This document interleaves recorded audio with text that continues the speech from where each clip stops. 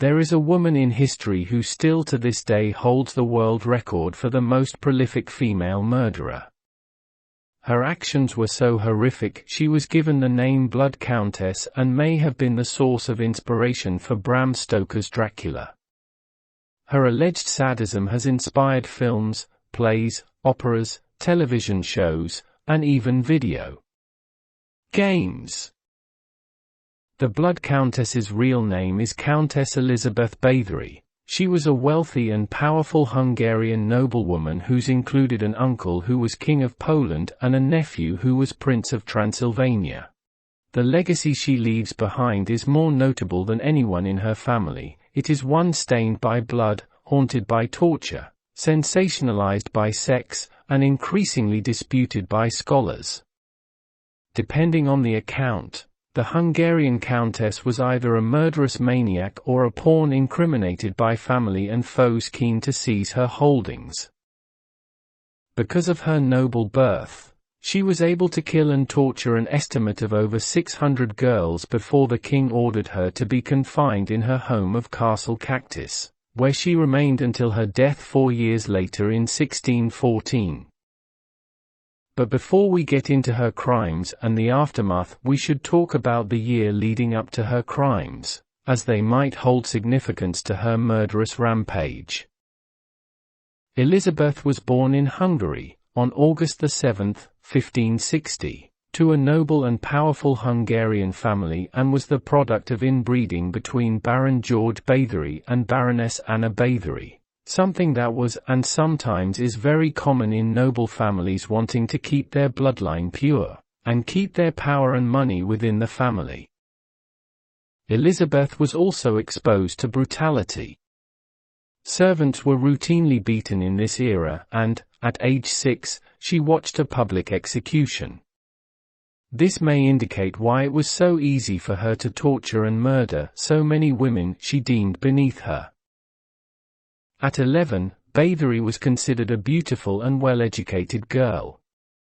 When Elizabeth was 13 years old, she became engaged to 18-year-old Count Ferenc Nadasdy, a baron's son and another aristocracy member.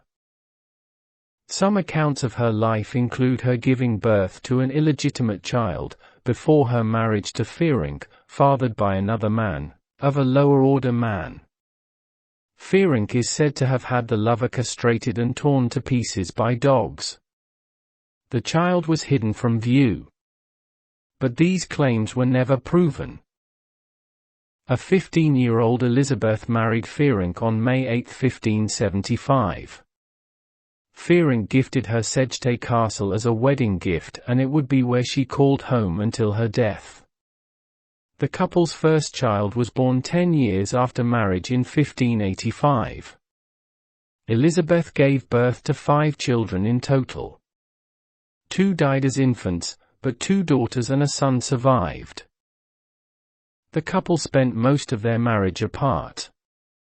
However, it is speculated he trained her in torture techniques when they were together. It is said for Elizabeth's pleasure, Ferenc had a girl restrained, slathered in honey, and ravaged by insects. He gifted the Countess gloves spiked by claws, with which to thrash her servants for their mistakes. Further corruption came from Elizabeth's Aunt Clara, who introduced her to orgies and a shadowy circle of people considered sorcerers, witches, and alchemists. The reason for her having children so late into their marriage was attributed to Ferenc's job. He was a soldier and in 1578, only 3 years after their marriage, had become the chief commander of the Hungarian army, and embarked on a military campaign against the Ottoman Empire, leaving his wife in charge of his vast estates and the governing of the local people. While Ferenc was away on his frequent trips, his wife ran the estates and took various lovers. After Ferenc died in January 1604, due to complications from a war injury, Bathory took control of his extensive estates and land. After her husband's death, rumors of Elizabeth's cruelty began to surface. There had been earlier accounts of peasant women being murdered, but it was not until 1609 that rumors that she had killed noblewomen attracted attention. According to witnesses, Elizabeth's crimes took place between 1590 and 1610, with most of the vicious murders happening after her husband's death in 1604. Her first targets were said to have been poor girls and young women who were lured to the castle with the promise of servant work. But as the story goes, Elizabeth didn't stop there. She allegedly expanded her sights and began killing daughters of the gentry who had been sent to Sedgetay for their education. She also supposedly kidnapped local girls in the area who would never have come to the castle of their own free will. As a wealthy noblewoman, Elizabeth evaded the law until 1610, according to the History Channel. By that point, Elizabeth had reportedly killed multiple victims of noble birth, which concerned the authorities far more than the deaths of servants. So, Hungarian King Matthias II sent his highest-ranking representative, Georgi Thurzo, the Count Palatine of Hungary, and coincidentally Elizabeth's cousin, to investigate the complaints against her. Thurzo collected evidence from people living in the area surrounding her estate, including the testimony of more than 300 witnesses and survivors, who almost all told stories similar to one another of truly horrifying charges against the Countess. The stories of Elizabeth's murders were further verified by physical evidence of mutilated, dying or dead victims at the time of her arrest.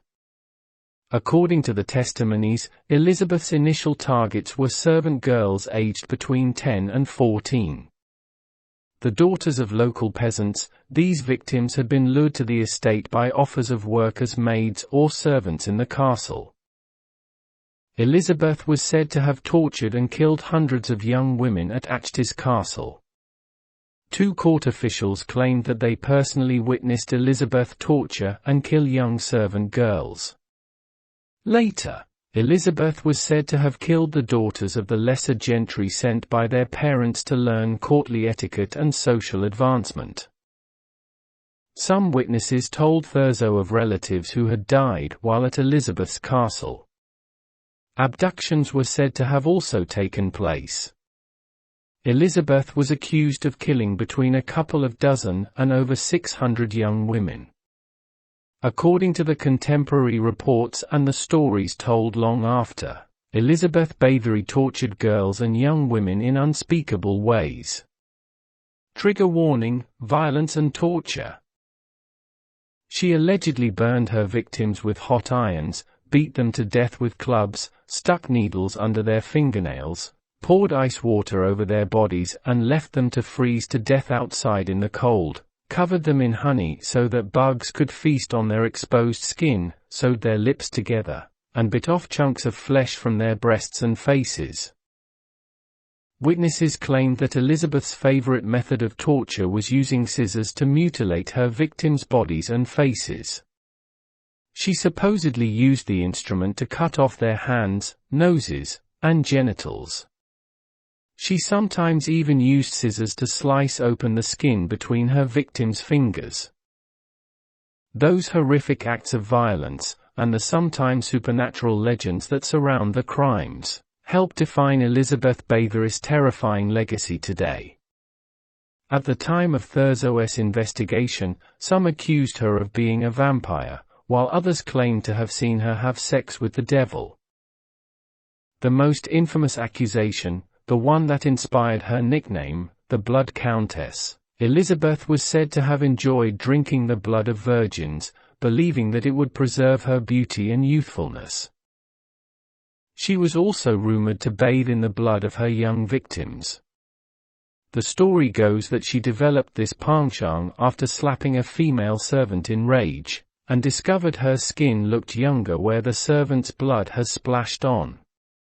But although this story is by far the most memorable, it's also extremely unlikely to have been true. This claim didn't even appear in print until after she'd been dead for over a century. Considering the mythologized elements of Elizabeth's alleged crimes, It begs the question of how much of her bloody story was actually true, and how much was made up just to take a powerful and wealthy woman down. On the 30th of December 1609, Elizabeth and her servants were arrested under orders by Thurzo. The servants were put on trial in 1611, and 3 were executed for being Elizabeth's accomplices. Elizabeth herself was never tried, despite King Matthias' wishes. Thurzo convinced the king that such an act would damage the nobility. A trial and execution would have caused a public scandal and led to the disgrace of a prominent and influential family that ruled Transylvania. And so, despite the overwhelming evidence and testimony against her, Elizabeth was saved from execution. She was imprisoned in the castle of Szeged, in Upper Hungary, now Slovakia. Elizabeth would stay in the castle until her death in 1614 at the age of 54. She was initially buried in the castle church. However, an uproar among local villagers meant her body was moved to her birth home at Ext. Since her death, Elizabeth has become a prominent figure in folklore, literature, and music, often compared to Vlad the Impaler of Wallachia. A video on him will be coming out soon. The two were separated by more than a century but had a common reputation for cruelty, brutality and bloodthirstiness across Eastern Europe. 1817 saw the publishing of witness accounts for the first time, showing that the stories of Elizabeth's blood drinking or bathing were legend rather than fact. Elizabeth's bloodthirsty reputation coincided with the vampire scares that haunted Europe in the early 18th century. It was said that in writing his 1897 book, Dracula, the novelist Bram Stoker was inspired by the legends of both Elizabeth and Vlad the Impaler. Several historians have argued that far from being a cruel and barbaric killer, Elizabeth was in fact merely a victim of a conspiracy.